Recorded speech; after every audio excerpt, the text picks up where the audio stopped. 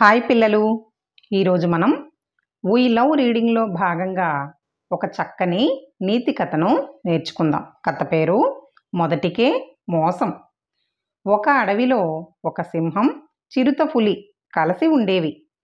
రెండింటికి వయసైపోవటంతో పెద్దగా వేటాడలేకపోయేవి. ఉన్న దాంట్లోనే ఏదోలా సరిపెట్టుకునేవి. ఓసారి వాటికి వరుసగా వారం రోజుల పాటు తినడానికి ఏమీ లేదు. ఆకలితో అల్లాడాయి. అంటే ఒక అడవి ఉంది, అడవిలో సింహం, చిరుతపులి రెండు ఉన్నాయన్నమాట. వాటికి బాగా వయసు అయిపోయింది, అంటే ముసలివి అయిపోయాయి, వేటాడలేకపోయేవి. అప్పుడు ఏం చేసేది, ఉన్న దాంట్లోనే ఏం దొరికితే దాంతోనే సరిపెట్టుకుని జీవించేవన్నమాట. అలాగా ఒక వారం రోజుల పాటు వాటికి తినడానికి ఏమీ దొరకలేదు. దొరకకపోవటం వల్ల ఆకలితో అలమటించాయి. ఒకరోజు వాటికి ఒక జింకపిల్ల కనిపించింది.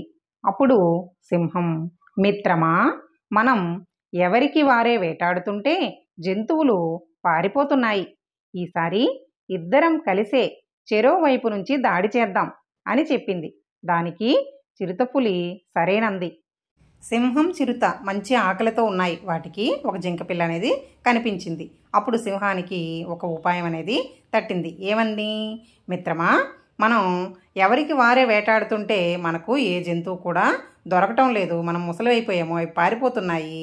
కాబట్టి ఈసారి ఇద్దరం కలిసి చెరోవైపు నుండి, అంటే జంతువు పారిపోకుండా ఉండటం కోసం దాడి చేద్దాం, దానిపైన ఎలాగైనా చేజిక్కించుకుందాం అనేసి అనుకున్నానమాట.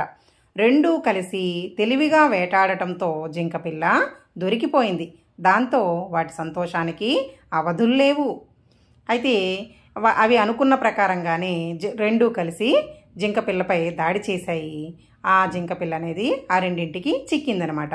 అప్పుడు అవి చాలా ఆనందపడ్డాయి. ఎందుకు, ఎప్పటి నుండో ఆహారం లేదు, ఇప్పుడు జింకపిల్ల దొరికింది కాబట్టి వాటి సంతోషం అనేది పట్టరానిదిగా మారింది.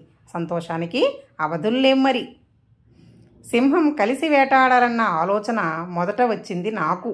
అందుకు ముందు నేనే తింటాను అంది. దానికి చిరుతకు కోపం వచ్చింది.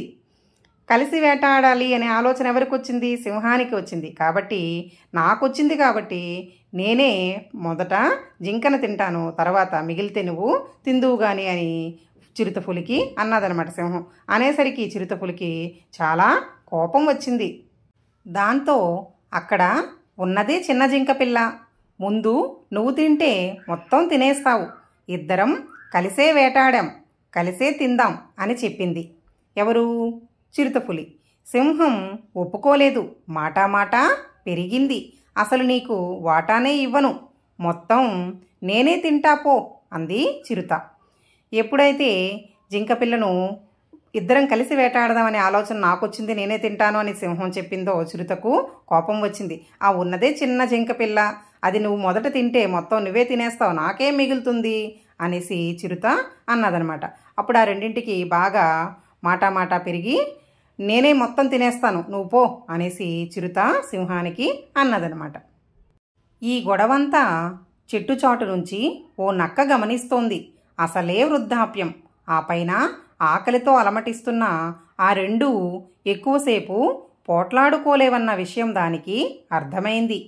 గొడవ పడి సింహం, చిరుత అలసిపోయి కూలబడ్డాయి. అయితే ఎప్పుడైతే చిరుత, సింహం దెబ్బలాడుకుంటున్నాయో జింకపిల్ల కోసం, ఆ విషయాన్ని దూరంగా ఒక చెట్టు చాటు నుండి ఒక నక్క అనేది గమనిస్తుంది. అసలే వృద్ధాప్యం అంటే బాగా ముసలైపోయాయి. అవి ఎంతసేపు అసలే ఆకలితో ఉన్నాయి, ఇంకా ఎంతసేపు పోట్లాడుకుంటాయి, పోట్లాడుకొని ఎక్కువసేపు ఏమీ పోట్లాడుకోలేవు, కూలబడిపోతాయి, అలసిపోతాయి అనేసి నక్క అనుకుంది. నక్క ఏ విధంగా అయితే అనుకుందో ఆ విధంగానే ఆ రెండూ కూడా పోట్లాడి అలసిపోయి అక్కడ కూలబడిపోయాయి అన్నమాట. అదే అదననుకున్న నక్క గబాలున జింకపిల్లను లాక్కొని పారిపోయింది. అయ్యో, కలిసి పంచుకోకుండా గొడవపడి ఆహారాన్ని పోగొట్టుకున్నామే అని సింహం, చిరుతపులి బాధపడ్డాయి. చూసారా, ఎప్పుడైతే ఈ చిరుత, సింహం బాగా పోట్లాడుకుని జింకపిల్ల కోసం నాదంటే నాదని కూలబడిపోయాయి కదా, అలసిపోయాయి. అప్పుడు గుంటనక్క ముందే చూస్తుంది కదా దూరం నుండి, ఎప్పుడైతే ఇవి కూలబడిపోతాయో నేను వెళ్ళి తెచ్చుకుంటాను అనేసి అదే అదనుగా ఎప్పుడైతే ఆ రెండు అలసిపోయి పోట్లాడుకొని కూర్చున్నాయో ఈ నక్క వెళ్ళి ఆ జింక పిల్లని గబాలను లాక్కొచ్చి అక్కడి నుండి పరుగెత్తుకొని పారిపోయింది. అయ్యో, నోటి దగ్గరకు వచ్చిన ఆహారాన్ని ఇద్దరం కలిసి వదులుకున్నాం, ఎన్నాళ్ళ నుండో పస్తులున్నాం, ఈరోజు ఇంత కష్టపడి వేటాడాము, దాన్ని మనం చేజిక్కించుకోలేకపోయాం, నోటి దగ్గరకు వచ్చిన ఆహారాన్ని వదులుకున్నాము, పోగొట్టుకున్నాము అని ఆ రెండు బాధపడ్డాయి. మొదటికే మోసం వచ్చిందని చింతించాయి అన్నమాట. అంటే ఈ కథలో నీతి ఏంటి? ఎప్పుడూ కూడా వాదులాడుకోకూడదు అనేసి ఈ కథలో నీతి.